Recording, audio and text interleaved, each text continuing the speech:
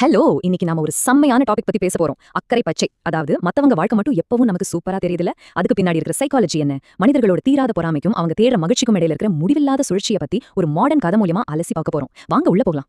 இப்போ நம்ம எல்லார் மனசுலயும் எப்பவாவது ஒரு தடவையாவது ஓடுன ஒரு கேள்வி, உண்மையிலேயே யாரு தாங்க சந்தோஷமா இருக்கா? இல்ல எப்போவே அக்கறை பச்சையா தானே? அடுத்தவங்கள பார்த்து, அடா இவங்க எவ்வளவு நிம்மதியா இருக்காங்கப்பான்னு நம்ம நினைக்கிற அந்த உணர்வு எங்க இருந்து வருது? அது நிஜமா? இத தான் நாம இன்னைக்கு இந்த எக்ஸ்பிளைனர்ல டிகோட் பண்ண போறோம். பகுதி 1. பொறாமையின் சுழற்சி. சரி, நம்ம கதையை சமூகத்தோட அடித்தட்டுல இருந்தே ஆரம்பிக்கலாம். ஒருத்தருக்கு ஒருத்தர் எப்படி ரியாக்ட் பண்றாங்கன்னு மட்டும் பாருங்க. ரொம்ப பசியா இருக்கிற ஒரு பிச்சைக்காரர் ஒரு டீ கடைக்கு போயிட்டு தர்மம் கேக்குறாரு. ஆனா அங்க இருக்கிற டீ கடை ஊழியர் என்ன பண்றாரு? சாப்பாடு போடுறதுக்கு பதிலா அவரை ரொம்ப கேவலமா பேசி அவமானப்படுத்தி அங்கிருந்து விரட்டி விடுறாரு. தனக்கு கொஞ்சம் கீழே இருக்கிற ஒருத்தரை எப்படி இந்த சமூகம் ட்ரீட் பண்ணுதுங்கிறதுக்கு இது ஒரு சின்ன உதாரணம். இங்க தான் ஒரு ட்விஸ்ட். அந்த பிச்சைக்காரர் அந்த டீ கடைக்காரரை நினைச்சு கோவப்படல. அதுக்கு பதிலா என்ன நினைக்கிறார் தெரியுமா? நாமும் இவர் போல ஒரு டீ கடைக்காரரா இருந்திருந்தா இப்படி கையேந்தி அவமானப்பட்டிருக்க மாட்டோமேன்னு ஃபீல் பண்றாரு. தன்னை அடிச்சவரை பார்த்தே அவர் பொறாமப்படுறாரு. ஏன்னா அவர் கண்ணுக்கு அந்த டீ கடைக்காரோட வாழ்க்கை ரொம்ப பாதுகாப்பானதா, நிம்மதியானதா தெரியுது. பகுதி 2. மரியாதைக்குரிய போராட்டம். ரைட், இப்போ சமூக ஏணியில நம்ம உருப்படி மேல போகலாம். அந்த டீ கடைக்காரர் உண்மையிலே நிம்மதியா தானே இருக்காரா? பிச்சைக்காரரை அதிகாரமா விரட்டின அதே டீ கடைக்காரர் ஒரு கஸ்டமருக்கு டீ கொடுக்கும்போது தவறுதலா அங்க நின்னுகிட்டு இருந்த ஒரு ஐடி எம்ப்ளாயி மேல டீயை கொட்டிடுறாரு. அவ்வளவுதான், அந்த ஐடி எம்ப்ளாய்க்கு செம்ம கோபம் வந்து எல்லாரும் முன்னாடியும் அந்த டீ கடைக்காரர் அசிங்கமா திட்டுறாரு. கொஞ்சம் முன்னாடி இன்னொருத்தர் அவமானப்படுத்தின இவரு இப்போ தனக்கு மேல இருக்கிறவர்கிட்ட அவமானப்பட்டு நிக்கிறாரு. இப்போ இந்த டீ கடைக்காரர் என்ன நினைக்கிறாருன்னு கெஸ் பண்ணுங்க. அடடா, நாமும் இவரை போல ஒரு ஐடி கம்பெனில கை நிறைய சம்பளத்தோட வேலை செஞ்சிருந்தா இப்படி கஷ்டப்பட்டு எல்லாத்தையும் திட்டு வாங்காம நிம்மதியா இருந்திருக்கலாம்னு ஏங்குறாரு. அந்த பொறாமை சேன் இப்படி கரெக்டா அடுத்த லெவலுக்கு பாஸ் ஆகுது பாத்தீங்களா? பகுதி 3. Corporate aim. ஓகே, இப்போ கார்ப்பரேட் உலகத்துக்குள்ள வருவோம். அந்த ஐடி எம்ப்ளாய் நிம்மதியா இருக்காரா? அங்கதான் இல்ல. ஆபீஸ்ல தனக்கு கொடுத்த வேலையை அவர் கொஞ்சம் லேட்டா முடிச்சு மேனேஜர்ட்ட கொடுக்குறாரு. அதை பார்த்த மேனேஜர் ஆபீஸ்னு கூட பார்க்காம கண்ணா பின்னான்னு கத்த ஆரம்பிச்சிடாரு.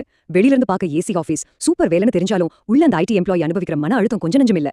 இங்கேயும் அதே மைண்ட் செட் தான் கண்டினியூ ஆகுது. அந்த ஐடி எம்ப்ளாயி என்ன யோசிக்கிறாரு? நாமும் இவரை போல ஒரு மேனேஜர் ஆயிட்டா யார்கிட்டயும் திட்டு வாங்க தேவையில்லை, நாம தான் ராஜான்னு நினைக்கிறாரு. அதிகாரத்துக்கு வந்துட்டா பிரச்சனையெல்லாம் சால்வ் ஆயிடும்னு அவர் ஒரு தப்பான கணக்கு போடுறாரு. பகுதி 4. அதிகாரத்தின் பழு. சரி, அதட்ன மேனேஜர் வாழ்க்கையாவது ஜாலியா இருக்கான்னு பாப்போம். அன்னைக்கு நைட்டே அந்த மேனேஜருக்கு கம்பெனியோட எம்டி, அதாவது மேனேஜிங் டைரக்டர் கிட்ட இருந்து ஒரு ஃபோன் கால் வருது. டார்கெட்டை ரீச் பண்ணலனா உங்களை வேலையை விட்டு தூக்கிடுவேன்னு அந்த எம்டி மிரட்டுறாரு. பாருங்க, கீழே வேலை செய்யறவங்களை மிரட்டின மேனேஜரோட வேலையே இப்போ ஊசலாடிட்டு இருக்கு. இங்க அதிகாரத்தை விட வேலையை பத்தின பயம் தான் அதிகமா இருக்கு. இப்போ அந்த மேனேஜர் என்ன ஃபீல் பண்றாரு? நாமும் இந்த கம்பெனியோட எம்டியாவே இருந்திருந்தா எவ்வளவு சூப்பரா இருக்கும், யாருக்கும் பதில் சொல்ல வேண்டாம், அவர்தான் சுப்ரீம் பாஸ் அப்படின்னு நினைக்கிறாரு. மேல போக போக நிம்மதி கிடைக்கும்னு அவர் இன்னும் கண்மூடித்தனமா நம்பிட்டு இருக்காரு.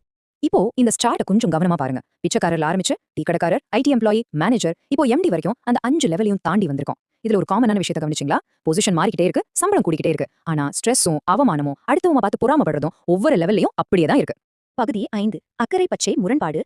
இப்போ நம்ம கதையோட கிளைமேக்ஸ் மட்டும் ஒரு மிகப்பெரிய ட்விஸ்ட்டுக்கு வந்துடும். சமூகத்தோட உச்சத்துல இருக்கிற அந்த எம்டி தன்னோட விலை உயர்ந்த கார்ல ஏசி போட்டுட்டு போயிட்டு இருக்காரு. ஒரு சிக்னல்ல கார் நிக்குது. அப்போ வெளியே பாக்குறாரு, அங்க ஒரு பிச்சைக்காரர் தன்னோட குடும்பத்தோட எந்த கவலையும் இல்லாம சிரிச்சு சந்தோஷமா விளையாடிட்டு இருக்காரு. நம்ம கதை எங்க ஆரம்பிச்சதோ அதே அடிமட்ட இடத்துக்கு இப்போ எம்டியோட பார்வை போகுது. அந்த நிமிஷம் அந்த எம்டி என்ன யோசிச்சாரு தெரியுமா? பணம் பணம் நோடி என் வாழ்க்கையோட நிம்மதியா நான் முழுசா தொலைச்சிட்டேன். இவரை போல